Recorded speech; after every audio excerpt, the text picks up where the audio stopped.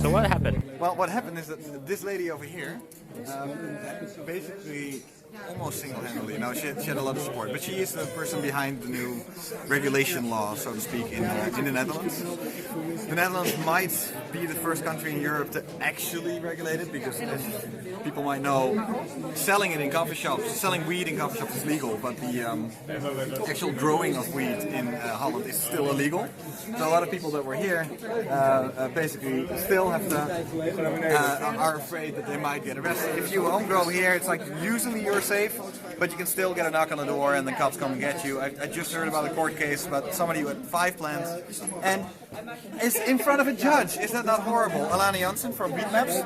Hi. Hello from Weed Maps. How are you? Good, good. Yeah, how was it? Yeah, good. I think. I mean, I hope. Do you think this is worthwhile? This model. Yeah. I mean, this is basically. So you see all the models, and then you see different sort of like regulation stuff, like advertising. Well, the it's okay in America, Yes, but not exactly. The Finnish model is not there. The Finnish model is nothing is allowed. Well, and medical beat is- your ass. That's the Finnish model. It's like the Finnish model is don't do It drugs. would have a knife cutting off that thumb. That's what the Finnish model is. Exactly. That's how we do. Yeah. True. Sad but true. So that's what we did here tonight. We discussed it, and I think it was.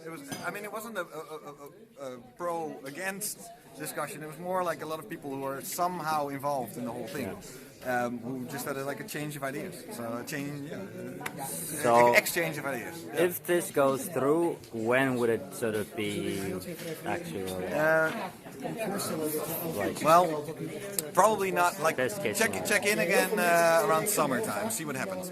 See what happens. Because it will take months and then years for the actual rules to come. This was like she took the first step by getting the parliament, like our house, to approve of it, and now it needs to go to the Senate, and then if the Senate approves it, but the Senate there's one party who is like not cooperating at all. which is The VVD. Ah, VVD. They're like yeah. they're pro civil liberties, so to speak, but they're also anti-crime, and they're sort of stuck in those two discussions. Like one part of the party is like we need to crack down on crime, and the other part, the much larger part actually, says we need to regulate, but the anti-crime people are further up in the top.